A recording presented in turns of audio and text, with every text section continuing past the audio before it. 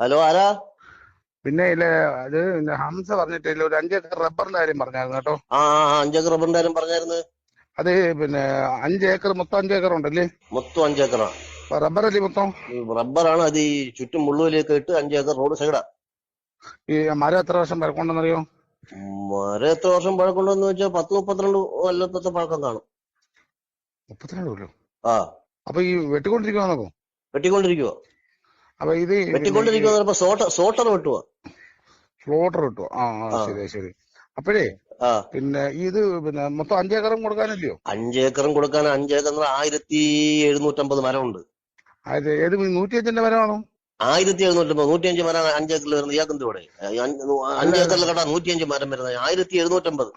അതല്ല ഞാൻ ചോദിച്ചത്, ഈ റബ്ബറിനകത്ത് ഈ 105, 414 അങ്ങനെ പല സൈസുണ്ട്. അതില് 105ന്റെ മരമാണോ പിന്നെ 414ന്റെ പല മരമാണോ? സൈസ് എന്ന് പറയുന്നത് റബ്ബറല്ലേ, വണ്ണം കൂടിയതും വണ്ണം കുറഞ്ഞതും അങ്ങനെ പല സൈസ് ഉണ്ട്.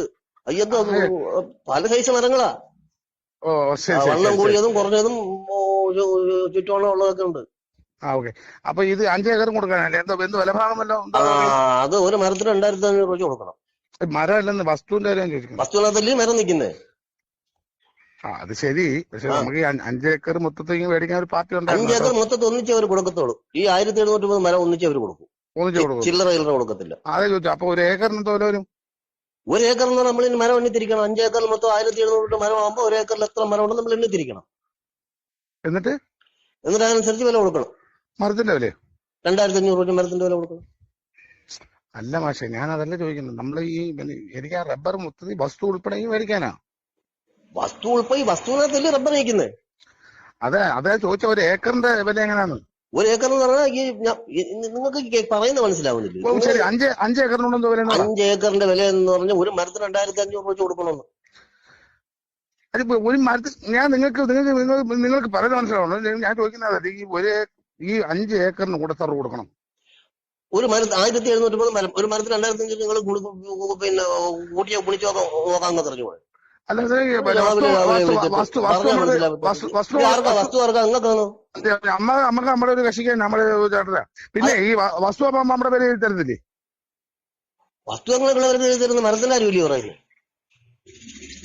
എന്റെ പൊന്നു, നിങ്ങൾ പറയുന്നേ. ഞാൻ ഒരു കാര്യം ചോദിക്കട്ടെ. നിങ്ങൾക്ക് 5 ഏക്കർ നിങ്ങൾക്ക് എഴുതി തരും. നിങ്ങൾ മരം മുറിച്ചോളം പൊക്കോണം. വസ്തു അയാൾ ഉടയന്റെ.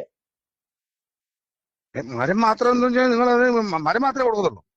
നിങ്ങൾ മുറിക്കുന്നവരെ വസ്തു നിങ്ങൾക്ക് എഴുതി തരത്തില്ലയോ? നിങ്ങൾ ഈ 5 ഏക്കർ വസ്തു കൊടുക്കാനിട്ടേക്കോന്നു? 5 ഏക്കർ വസ്തു കൊടുക്കാട്ടേക്കോ? ആണേ. അതിനകത്ത് നിങ്ങൾ ഈ പറഞ്ഞ കണക്ക് 1750 മരം നിൽപ്പുണ്ട്. ഉണ്ട്.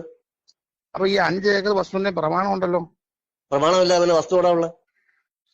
ശരി. അപ്പൊ ഈ 5 ഏക്കറിന്റെ പൈസ തന്ന് ഞാൻ അങ്ങോട്ട് പൈസ വരുമ്പോ നിങ്ങൾ ഈ 5 ഏക്കർ എനിക്ക് എഴുതി തരണ്ടേ വസ്തു? 5 ഏക്കർ നിങ്ങൾ എഴുതി തരും മരം മുറിച്ച് കഴിയുന്നവരെ. മരം മുറിച്ച് പിന്നെ കഴിയുമ്പോൾ വസ്തു ഉടയന്റെ. ഇയാളിത് എവിടുത്തുകാരനാണ്? ഇയാൾ എന്താണ് ഇയാൾ പറയുന്നത് മനസ്സിലാവുന്നില്ല. ഈ 5 ഏക്കർ വസ്തു ഇയാൾ കൊടുക്കാട്ടേക്കാണോ? 5 ഏക്കർ വസ്തു കൊടുക്കാട്ടേക്കോ? അപ്പൊ 5 ഏക്കറിന്റെ പൈസ കൊണ്ടുവന്ന് എനിക്ക് 5 ഏക്കർ നിങ്ങൾ എഴുതി തരണ്ടേ? 5 ഏക്കർ എഴുതി തരും. മരം മുറിക്കുമ്പോൾ നിങ്ങൾ അഗ്രിമെന്റ് തീരും. പിന്നെ ഉടയന്റെ. ഇയാൾ എന്തോ നീ പറയുന്നത്? നീ എവിടുത്തുകാരനാടേ? അത് ശരി. ഇയാള് നേരിട്ട് വന്ന് സംസാരിക്കും. എന്താ പറയാനെന്ന് പറയുകയാണെങ്കിൽ ഞാനൊരു കാര്യം ചോദിക്കട്ടെ മാഷെ. ഈ 5 ഏക്കർ വസ്തു നിങ്ങളുടെ വസ്തു കിടപ്പുണ്ട്. ഉണ്ട്.